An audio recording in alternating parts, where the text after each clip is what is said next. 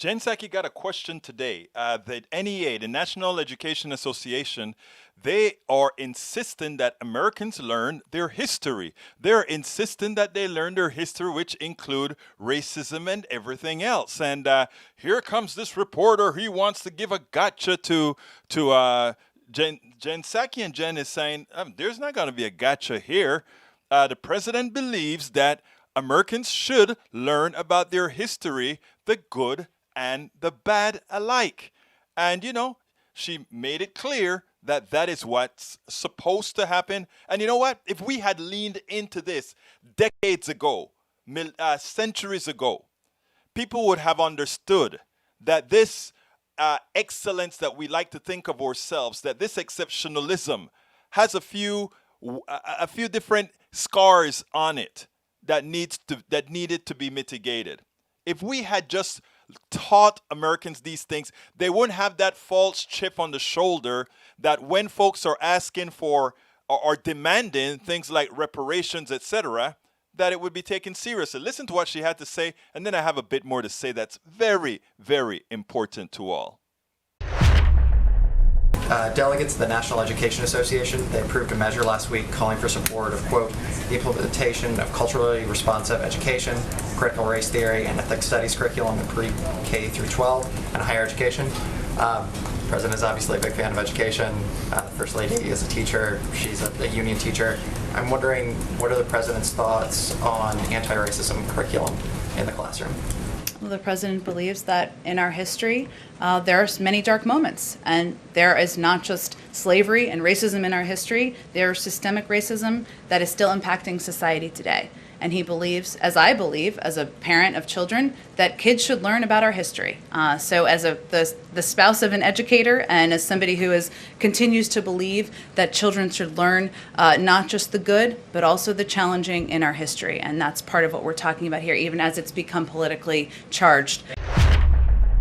Here's the deal. The first black country in this hemisphere to get its freedom was Haiti. And everybody look at Haiti as a basket case. And when we talk about structural racism, nobody wants to take it seriously. Oh, you guys just talking about that, or it is just that you can't handle it, or they don't understand that there are barriers you have to cross because of what was instituted pre what you've got now. We look at Haiti.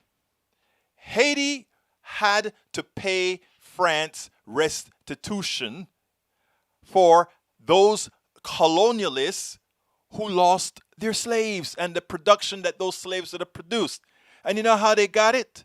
They got it by the Baron de Macau. Let me put that on the screen. Baron de Macau, he went ahead and he sent, let's get it right here. Baron de Macau, whom Charles X sent to deliver the ordinance, arrived in Haiti in July, accompanied by a squadron of 14 brigs of war carrying more than 500 cannons. Rejection of the ordinance to pay back France 150 million francs would have meant certain destruction of this newly formed country. So over the decades, the years, the century, Haiti has been responsible not for building itself up from what was stolen from them, from the labor that was stolen, from the bodies that were stolen. They had to rebuild. They had to first pay constantly for their freedom. But it gets worse, and I brought Haiti because I wanted you to see it. What the basket case that many like to consider Haiti's had its genesis in America and France and what they've done to countries like that. But then came America. After America liberated the slaves, the owner said, hey, where's my money? Not my money to pay the slaves for the free labor that they've provided all of their lives, but because you've freed my property.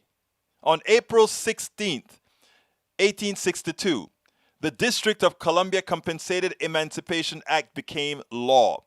Pause for a minute to consider how much compensation would have been offered to the people who suffered, tortured, and other human rights, who had to endure all that failure, all that torturing, all of that your kids separated from you. You know how much money they got? Zero, zilch. The federal government, however, compensated the owners of enslaved people for their loss of property. The people who were freed were not compensated nor given any assistance for the transition to their freedom. I want you to understand that when people talk about reparations, oh, the colonialists got their reparation because slavery was legal, and since you've made slavery illegal now, you better pay me for me losing my slaves. What about who pays for all the free labor that built this country? You see, when you learn history, when you learn what the aggrieved went through, when you understand these issues, things look differently. And the reason the plutocracy does not want Americans to be educated, the reason the plutocracy wants to keep many people ignorant, is because if they understood what really happened in this country to the underclass, to black people, to natives, to the Asian people, to poor white people in Appalachia who themselves were abused. If people really learned that, they would really start demanding what is theirs. People, there's a lot behind this critical race theory debate. And a lot of people want to say, let's get back from it because you're going to scare white people. Let's not talk about it. It's going to affect the election. I'm saying, no, baby. I have been saying, let's not make it a caricature and let's put it on the back burner as far as when it comes to we are going to pass legislation to make your life better. But alongside that, let's educate Americans so that when we're building all these other structures, we are not allowed to use those people, those others want to get something that they are undeserving of. Because the people that deserve a whole lot right now, that are still waiting for the milk and honey this country has given to some. They deserve it because they worked for it and because they built it. We spend a lot of time deconstructing the news, trying to parse it into a form that everybody can understand. We try to find those little nitpicks where it flies above the fray, etc.